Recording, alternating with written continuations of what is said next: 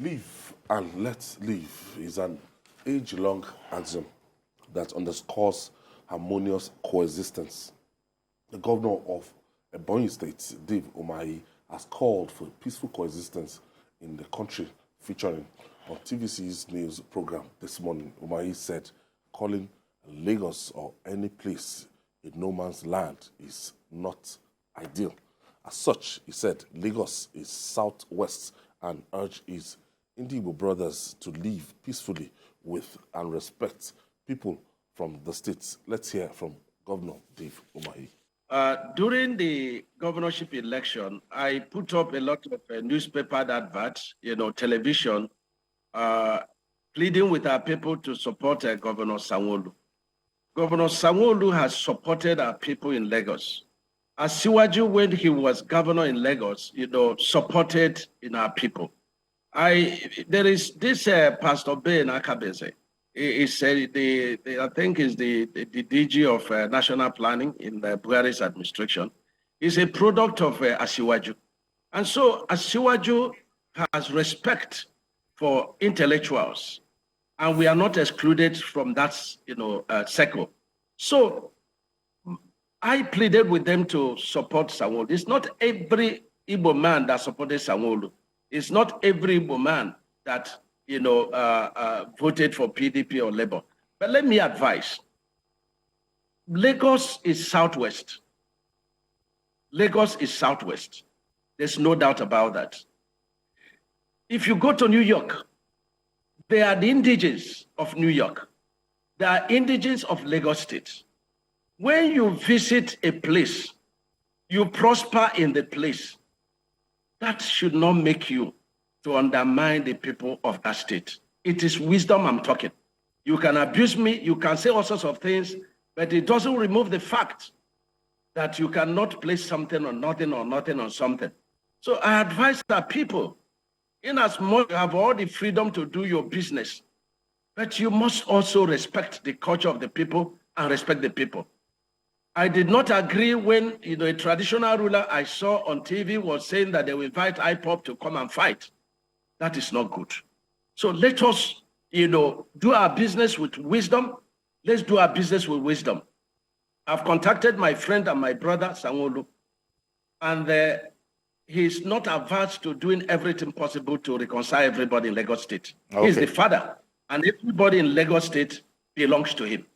But anyway, our people may find themselves, let them live in peace and in respect with the indigenes of those areas. Okay. No one can be more Catholic than Pope. Okay. And if people come to Southeast, I also insist they respect the people of Southeast. They respect their culture, they respect the security laws, and so on and so forth. Governor Umahi also spoke on infrastructure development in the state, particularly the Ebonyi airport constructed by his administration. He said 2 test flights are scheduled at the airport on Thursday, after which it will be inaugurated by President Muhammadu Buhari. He said plans are in place to make the airport the busiest in the southeast. Let's hear from him. I'm happy that all the officials of Ministry of Aviation, each time they came to the airport, they never believed us. They say, who will believe our story? Who will believe our story? So this airport will be showcased tomorrow. There will be 2 test flights, by APs, one coming from Lagos by 1 o'clock. And there are people there and their friends and visitors will join that APs, and they'll be landing about 2 o'clock. There will be a short ceremony. And then from Abuja, our people and visitors and friends will also join by, I think, 12:50 or thereabout.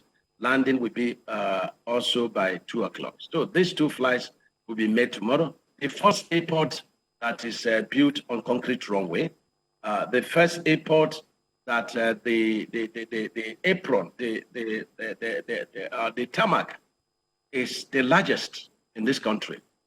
The terminal building is also the best that could be compared with a section of the airport in Dubai. And so we are very, very proud and grateful to God for this airport. It will happen tomorrow, and subsequently, Mr. President will come and they commission the whole. But the moment this airport test flight is done, we intend to pay for our people and our friends and other, people who intend to use the airport coming from Abuja and Lagos. So we intend to pay for, people 2 flights every week, coming and going.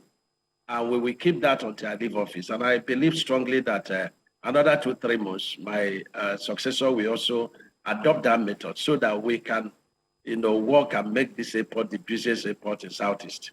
That's the intention, side by side with our famous Abakaliki rice.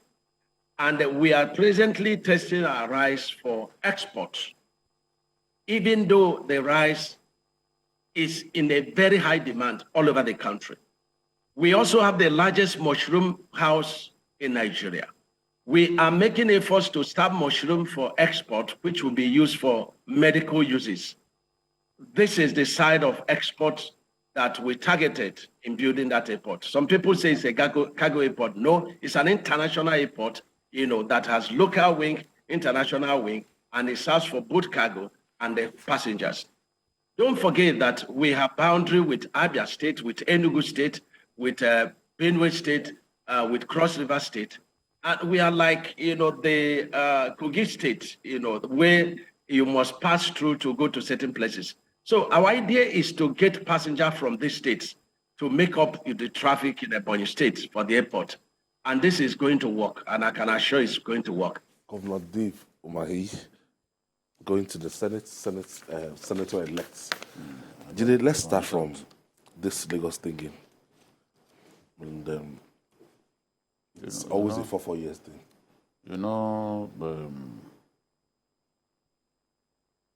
When he said those things, those words, when those words came out of his mouth, I was shaking my head where I was, and he added that if you like, abuse me, because he knows that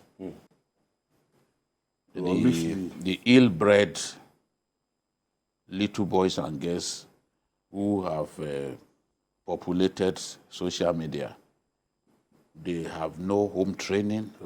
There is nobody that is too old to be disregarded, to be insulted. So he started by saying, if you like, abuse me, because he knew they would abuse him. No matter what sense you are making, if you do not agree with your own narrow worldview, you are due to be abused. You are qualified to be abused. That's the way they reason. So he knew that they were abusing him for saying that. But anywhere in the world where you've got to respect your host, that's the point that he's making. Those who, during this period, there was even an ill-trained journalist who did not know the difference between occupation and settling. He does not know the difference between an army of occupation and settlers. I was referring to the fact that Lagos was colonized at some time. So the fact that some people colonized Lagos, does that make them the owners of Lagos? Even if you have not a sense of history, but you should understand the meaning of words. That's the first thing. So you did not know that there is a difference between colonialists who forcibly took control of a place and subjected the people to their whims and caprices, and people who came to settle in a place. That's a world of difference. That's a world of difference. So, in this case, he's saying, look, you've got to respect, you are prospering in a place, you are doing well in a place. You need to respect the culture of those people. It's the same thing that the president of Angola has been telling the West, that you can't force homosexualism on us. Our culture forbids it. We do not want it. Don't blackmail us to accept your own ways of life. Yeah. So Governor Umahi is a man after my heart, because whichever, in any way you look at it, he is one of the stars among the governors, the present-day governors. Well, we'll talk about his developments. He is one of the best, Because where you can point at what you have done, Yes. you can beat your chest high that, look, I was governor, this was what I did. There are some governors who can beat their chest and say, look, these are the laudable, these are the great projects that I initiated and completed. But he's not one of such people. So if you want to abuse him, you can't even say he's not a performer. Performer at all. To say that is to be stupid. He is a performer. That one is clear. I have so much respect for Governor Umahi because when you look at the Southeast geopolitical zone, Ebonyi used to be the least respected and the least developed out of all the states in the Southeast. He has changed that narrative. Ebonyi is doing very well. He has done exceedingly well in Ebonyi. So it's not surprising that even the Obi whirlwind that went through the Southeast did not work in Ebonyi because his people, yes, he was able to. They won, not only that they won the 3 senators, the party was also won the governorship election easily. So it shows that the people of Ebonyi appreciates what he's doing and is a man that is on ground in his state. And you see, what is also heartwarming is that we need a new set of leaders from Southeast who will talk like that. Yes. Who will have the vision, who will have the maturity to be able to say, look, this is how we should go.